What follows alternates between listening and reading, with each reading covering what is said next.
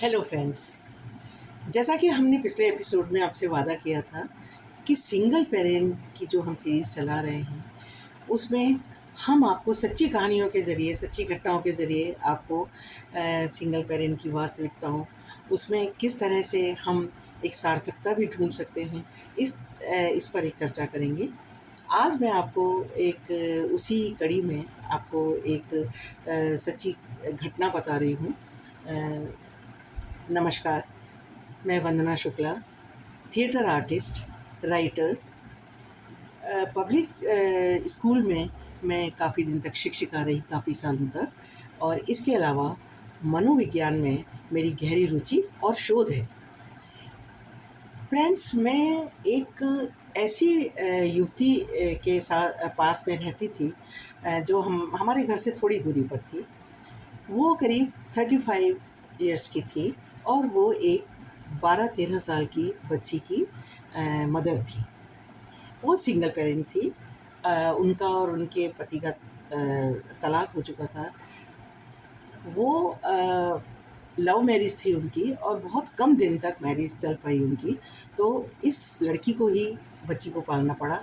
लेकिन अच्छी पढ़ी लिखी थी ये युवती और अच्छी नौकरी में भी थी। तो उसको कोई इतनी दिक्कत नहीं हुई। उसने, कह सकते हैं कि उसने माँ और पिता दोनों का प्यार दिया उसको। लेकिन जब वो 12-13 साल की हुई लड़की, तो वो एक प्रश्न पूछने लगी अपनी माँ से कि मेरे पिता कहाँ हैं। ये चीज़ आगे इतनी बढ़ गई कि वो लड़की डिप्रेशन का शिकार होने लगी और उसको लगने लगा कि माँ मुझे जवाब नहीं देती हैं और मेरे पिता कहाँ हैं मुझे पता होना चाहिए। उस युवती ने सोचा कि मैं इसको जब थोड़ी बड़ी हो जाएगी तो मैं बता दूँगी सब, लेकिन अभी तो ये डिवोर्स का मतलब भी नहीं जानती होगी। तो मैंने उसको बोल दिया, उसकी माँ ने, कि वो कहीं बाहर रहते हैं विदेश में। लेकिन वो लड़की नहीं मानी और उसकी फ्रेंड्स भी उसको बोलती थी कि तेरे पिता कहाँ हैं, और हमने सुना है कि तुम्हारी मम्मी को छोड़ दिया है पिता ने, ऐसे। खैर, जब लड़की ज़्यादा ही चुप रहने लगी और माँ से बात करना भी बंद कर दिया, चिड़चिड़ाने लगी, तो वो एक लेडी मनोचिकित्सक से मिली। उसने कहा कि ये लड़की डिप्रेशन का शिकार हो रही है और इस तरह के बच्चे वास्तविकता को नहीं जान पाते हैं और डिप्रेस होते जाते हैं। तो मैं आपको एक ऐसी थेरेपी के बारे में बताती हूँ जो इंडिया में ज़्यादा प्रचलित नहीं है, लेकिन फॉर्च्यूनेटली मुंबई में, हमारे शहर में है ये। तो अभी शुरू हुई है इसको, एक एनजीओ ने शुरू किया है जो महिलाएं चलाती हैं, और ये एक एजेंसी है जो ये प्रोवाइड कराती है कॉन्ट्रैक्ट। तो पता पड़ा उसको कि वहाँ पर इस तरह के कॉन्ट्रैक्ट दिए जाते हैं जिससे, जैसे इसकी जो बेटी थी उसको उन्होंने कहा कि एक अभिनेता है जो वाकई में अभिनेता है, जो सीरियल्स में काम करते हैं, जो वो अपने पार्ट टाइम में ये जॉब करते हैं। तो उन्होंने कहा कि वो आपके घर आएँगे कॉन्ट्रैक्ट पर, और वो आपकी बेटी के साथ में ये पिता होने का एक अभिनय करेंगे और बहुत अच्छे से अभिनय करेंगे, और आपको किसी तरह की परेशानी नहीं होगी। 1 महीने बाद, या आप जितने दिन का कॉन्ट्रैक्ट, आपकी बच्ची जितने दिन में उसको विश्वास हो जाए कि हाँ, यही मेरे पिता हैं, उसके बाद में वो कॉन्ट्रैक्ट खत्म हो जाएगा। हालाँकि इसको बहुत ही विचित्र सा लगा उसको, और उसको डर भी लगा कि ये किस तरह का कॉन्ट्रैक्ट है। लेकिन फिर उस महिला ने बताया कि डरने की कोई बात नहीं है, अब ये काफ़ी यहाँ पे प्रचलन हो रहा है इसका। फिर उन्होंने एक उदाहरण भी दिया कि हम जानते हैं, आप, हम काउंसलिंग भी करते हैं और हम जानते हैं कि आप अकेली रहती हैं, महिला हैं, उम्र भी आपकी ज़्यादा नहीं है, तो हम किसी अविश्वसनीय व्यक्ति को आपके यहाँ नहीं भेजेंगे। हम जिसको भेज रहे हैं वो, उनका कॉन्ट्रैक्ट एक अभी-अभी ख़त्म हुआ है, जहाँ उन्होंने अपने अभिनय से एक ऐसे बुज़ुर्ग व्यक्ति को आश्वस्त किया है जिनका पोता आर्मी में था और शहीद हो चुका था। लेकिन उनको बताया नहीं गया था, तो वो बार-बार उसको याद करके और रोते रहते थे। उनको दिखना भी कम हो गया था, उनका सुनना भी कम हो गया था। तब इस व्यक्ति ने जाकर के 15 दिन में उस बुज़ुर्ग व्यक्ति को ये आश्वस्त कर दिया कि वो उनका बेटा था, वो आया था छुट्टी पे और अब चला गया। ये हालाँकि उसको अविश्वसनीय लगा, लेकिन उस युवती ने कहा कि चलो देखते हैं, यदि ये इतनी और इतनी अच्छे यहाँ पे महिलाएँ हैं, इतनी उम्र-दराज़ हैं, पढ़ी-लिखी हैं, काउंसलर हैं, तो और फिर वो शुरू हो गया। उनके घर में एक व्यक्ति आया, वो जो 40 एक साल का था। उसने अपने बारे में बहुत ही सभ्यता से उस पेश आया। उसने बताया कि ये कॉन्ट्रैक्ट बेसिस पर मैं पिता का, चाचा का, इस तरह का मैं अभिनय करता हूँ। उससे जो घर की परेशानियाँ हैं या ज़्यादातर डिप्रेशन के जो लोग शिकार होते हैं, उनको थोड़ा-सा ये एक तरह की थेरेपी है। उसने कहा कि आप कैसे करेंगे? मैं रात में तो आपको रहने का यहाँ पे अनुमति नहीं दूँगी, युवती ने कहा। उसने कहा मैं रात में रहूँगा भी नहीं। फिर उसने बताया पुरुष ने कि मेरी पत्नी है जिसे मैं बहुत ज़्यादा प्यार करता हूँ। वो भी अभिनय करती थी, लेकिन अभी वो एक लाइलाज बीमारी से जूझ रही है और यदि उसका इलाज नहीं हुआ तो वो नहीं बचेगी। मैं उसके लिए मुझे धन की व्यवस्था करनी पड़ रही है, इसलिए मैं ये कर रहा हूँ। ये मैं आपको विश्वास दिलाता हूँ कि आपको मेरे से किसी तरह की परेशानी नहीं होगी। मैं दिन में आऊँगा आपके यहाँ, कुछ घंटों के लिए आऊँगा, लेकिन आपकी बेटी को मैं ये विश्वास दिला दूँगा कि मैं उसका पिता हूँ और फिर मैं चला जाऊँगा 1 महीने बाद। उसको ये विश्वास हो जाएगा कि उसके पिता हैं और कहीं विदेश में काम करते हैं। खैर ये सिलसिला शुरू हो गया। वो रोज़ आता था, बच्ची के लिए खिलौने लेकर आता था, उसको अपनी कार से छोड़ के आता था। उस बच्ची ने पूछा कि आप कहाँ रहते हैं?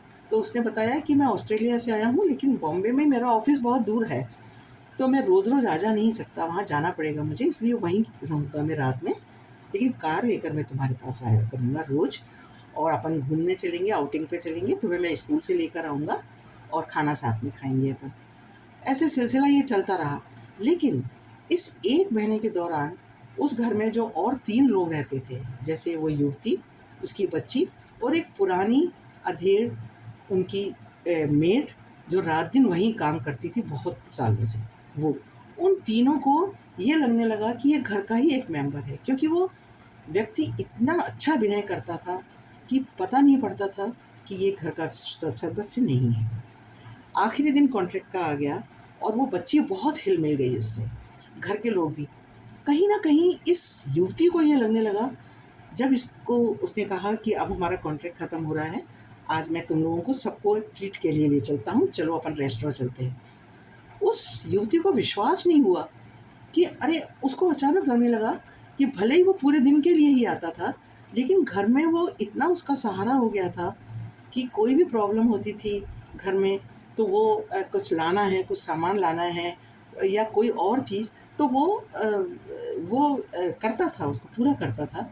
तो वो उसको भी मतलब थोड़ा ये लगने लगा था कि ये कोई घर का सदस्य हो गया है। ख़ैर, वो लोग तीनों लोग उस व्यक्ति के साथ में कार में बैठकर गए, रेस्टोरेंट में गए, उन्होंने खाया वहाँ पर और फिर थोड़ा घूमे-फिरे। फिर उस व्यक्ति ने उससे जो बेटी थी, जो बेटी बनी हुई थी उसकी, तो उससे कहा कि मैं अब कल ऑस्ट्रेलिया चला जाऊँगा, है ना? अब तुम अच्छे से पढ़ना बेटा और मुझे आई होप कि तुम्हें बहुत अच्छा लगा होगा ये 1 साल पे, तुम्हारे पापा तुमसे मिल लिए और अब मैं नेक्स्ट ईयर आऊँगा, ठीक है? तो मुझे बहुत अच्छे मार्क्स मिलने चाहिए तुम्हारे, फिर मैं तुम्हें बहुत अच्छी गिफ्ट दूँगा। तो उसने कहा, बच्ची बोली, "जी अंकल।" उसने कहा, "अंकल? तुम मुझसे मज़ाक कर रही हो, जोक कर रही हो?" उसने कहा, "नहीं, आप अंकल ही हैं, पापा नहीं।" वो सारे लोग आश्चर्यचकित रह गए। उसने कहा कि तुम्हें ये क्यों लगा कि मैं अंकल हूँ? बोले, मुझे पता है कि आप एक्टिंग कर रहे थे, लेकिन अंकल मुझे ये अच्छा लगा कि अब मुझे ये पता लग गया कि पापा लोग कैसे होते हैं। अभी तक मैं ये सोचती थी कि मेरी फ्रेंड्स को लेकर जाते हैं, मेरी फ्रेंड्स अपने मम्मी-पापा के साथ घूमने जाती हैं, बाहर खाते-पीते हैं, मौज-मस्ती करते हैं पापा-मम्मी के साथ में जाके। आपने भी मुझे 1 महीने में ये फ़ील करा दिया कि पापा कैसे होते हैं। अब मुझे कोई ज़रूरत नहीं है और मुझे अच्छा लगा, थैंक यू वेरी मच। ख़ैर ये किस्सा यहीं ख़त्म हो गया, लेकिन वाक़ई में उस लड़की में एक चेंज आया और एक ऐसा पॉज़िटिव चेंज आया कि जो माँ से चिड़चिड़ा के व्यवहार करने लगी थी, जो चुप रहती थी, जो कहती थी मैं यहाँ नहीं रहूँगी, मुझे कहीं हॉस्टल में कर दो ये, वो माँ की अपनी बहुत चिंता करने लगी और माँ से बहुत ज़्यादा उसको प्यार हो गया बच्ची को। और उसको तब ये एहसास हुआ कि वास्तव में मैं और माँ ही अकेले हैं और हम लोगों को ही साथ रहना है। अब वो लड़की इंजीनियरिंग कर रही है और उसमें और उसकी माँ में बहुत अच्छा रिश्ता है।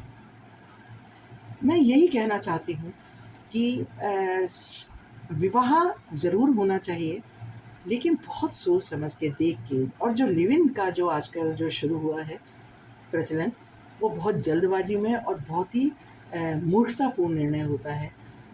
ऐसे निर्णय से बचना चाहिए। जिसके साथ आपको ज़िंदगी बितानी है, उसके साथ आपको बहुत सोच समझ के निर्णय लेना चाहिए। नमस्कार।